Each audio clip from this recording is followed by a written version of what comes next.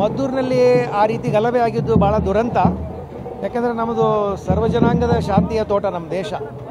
ಎಲ್ಲರೂ ಕೂಡ ಪರಸ್ಪರ ಭಾವನೆಗಳನ್ನು, ಪರಸ್ಪರ ದೇವತೆಗಳನ್ನು ಗೌರವಿಸಬೇಕು. ಟಾರ್ಗೆಟ್ ಆಗ್ತಾ ಇದ್ದಾರೆ. ಹೌದು, ಅದು ಭಾಳ ದುರಂತ. ಆ ರೀತಿ ಆಗಬಾರ್ದು. ಮತ್ತು ಸರ್ಕಾರಗಳು ಕೂಡ ಈ ನಿಟ್ಟಿನಲ್ಲಿ ಏಕಪಕ್ಷೀಯವಾಗಿ ಮಾತಾಡುವಂಥದ್ದು ನಿಲ್ಲಿಸಬೇಕು. ಸರ್ಕಾರದ ಕೆಲವು ಧೋರಣೆಗಳನ್ನು ನೋಡಿದರೆ ಸರ್ಕಾರ ಏಕಪಕ್ಷೀಯವಾಗಿ ಮಾತಾಡ್ತಾ ಇದೆ ಅಂತ ಅನಿಸ್ತಾ ಇದೆ. ಸೊ ಇದು ಬೇರೆ ಜನಗಳ ಮೇಲೆ ಭಾಳ ಕೆಟ್ಟ ಪರಿಣಾಮವನ್ನು ಬೀರ್ತಾ ಇದೆ. ಅದಕ್ಕೋಸ್ಕರ ಸರ್ಕಾರ ಸಮನ್ವಯವಾಗಿ ಎಲ್ಲರ ಭಾವನೆಗಳನ್ನು ಗೌರವಿಸಬೇಕು ಅನ್ನೋದು ನಮ್ಮ ಅಭಿಪ್ರಾಯ. ಮದ್ದೂರಿನಲ್ಲಿ ಆ ರೀತಿ ಗಲಭೆ ಆಗಿದ್ದು ಭಾಳ ದುರಂತ. ಯಾಕೆಂದರೆ ನಮ್ಮದು ಸರ್ವಜನಾಂಗದ ಶಾಂತಿಯ ತೋಟ ನಮ್ಮ ದೇಶ. ಎಲ್ಲರೂ ಕೂಡ ಪರಸ್ಪರ ಭಾವನೆಗಳನ್ನು, ಪರಸ್ಪರ ದೇವತೆಗಳನ್ನು ಗೌರವಿಸಬೇಕು. ಟಾರ್ಗೆಟ್ ಆಗ್ತಾ ಇದ್ದಾರೆ.